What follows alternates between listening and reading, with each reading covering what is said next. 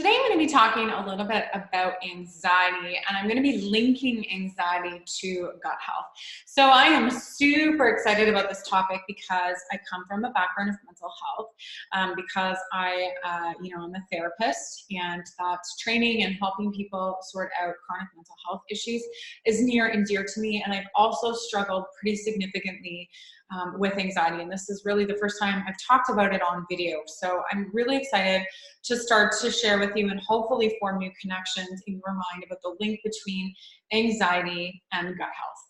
So I'm Jody, a functional health practitioner and founder of Healing Journey. You can find more information about me at www.healingjourneyservices.com. I also offer a wicked awesome membership program that helps women get to the root causes of their gut issues. I quite literally help women get their shit together.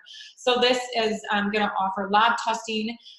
It's also offering an amazing supportive Facebook community that I monitor daily to answer any questions along their health journey. We give anyone who orders a test a protocol, and then we help guide you in what test to order, and basically everything that you need to know to heal your gut without the astronomical fees of a one-on-one coach. So pretty cool program. So check it out if you've had chronic issues and you've had enough. So let's dive into anxiety. I was taught in my mental health upbringing that, a lot of your anxiety is based on how you think. If you've had a lot of thinking traps, if your, understanding of worry is kind of off, if your worry meter is off and you're freaking out about things that really don't have that high of a risk, then you need to retrain the brain to reassess the situation and to figure out the thinking traps you're doing, and then your anxiety will go down. And for a chunk of people, this is actually quite effective. There's been a lot of research done on the link between anxiety and the therapy that I'm talking about, which is cognitive behavior therapy, and it's done wonders for reducing people's anxiety. So after spending years in this world, I really struggled with a certain clientele to see an improvement. Maybe a little bit of anxiety, they'd go down a notch, but they were still revving at a pretty high level. And so I started to get really curious about what is actually going on underneath that, and why can't I, as a therapist who spent hours and hours and hours training and talking to people and teaching them CBT, see these results? Like, why is this anxiety still there? And then I was introduced to the functional health world, and my mind was literally like blowing at all of the physiological causes of anxiety. And this actually came around a time when I was experiencing astronomically high anxiety myself. So I was always like a little hyper, a little bit anxious, if you want to call it that. But there was a point in my life where things shifted, and I couldn't really pinpoint why, but my anxiety was out of control. And I'm talking, heart palpitations to watching MasterChef. And I knew at this point that my worry meter wasn't out of balance. I wasn't worried that Gordon Ramsay was going to come through the screen and make me cook. It was just the nervous system was so overstimulated that the excitement of watching something and, empathizing with the contestants was so overwhelming that I literally couldn't handle it. And that's when I really started to do a bit of a deeper dive into, what can be underlying anxiety. And so I'm going to share with you today 3 key reasons why CBT isn't working for you, or why this might be a physiological issue. So what to look for. So the first thing I wanted to mention was gluten. And I actually have a pretty powerful case study of a client of mine who went off of gluten, and the school actually called me and said, "What did you do? Her anxiety is so different." And that client actually was diagnosed with celiac disease, a couple of years later.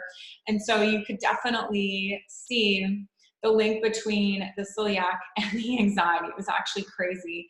So that's why I always recommend that people that work with me cut out gluten.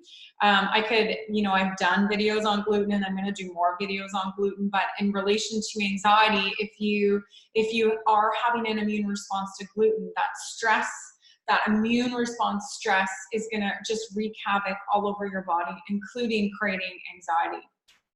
Number 2, Number 2 is copper toxicity, and I haven't done a full video on copper toxicity in a long time, but copper toxicity is huge because copper toxicity is very stimulatory, so it's going to be stimulating the production of cortisol so you have no more cortisol to produce.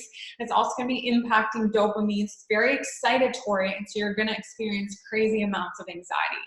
And this was actually the case for me. So when I did an HTMA or a hair test, my anxiety was like off the charts high, and so was my copper.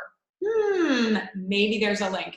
What's interesting was when I started to take a binder to get rid of the copper out of my system, my anxiety literally went down notches, like not a notch, notches. So just huge, huge piece. So you might be sitting there thinking like, what the heck is copper toxicity and how do I get it?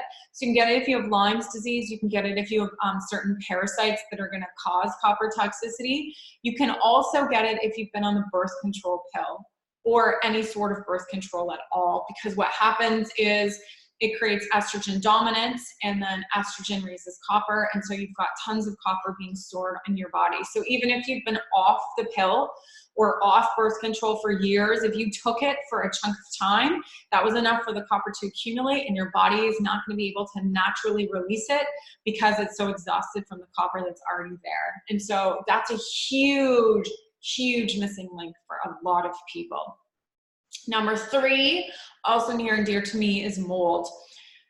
And, you know, if you check a couple videos back, I just did a whole thing on mold, and, but I didn't really go into anxiety, but basically mold can trigger crazy amounts of anxiety for people. And so my story is, you know, I lived in a moldy building. I didn't see the mold really. There was like a couple of black dots in the bathroom. I thought nothing of it. There had been massive amounts of water going behind the bathroom wall from the floor above to the floor below.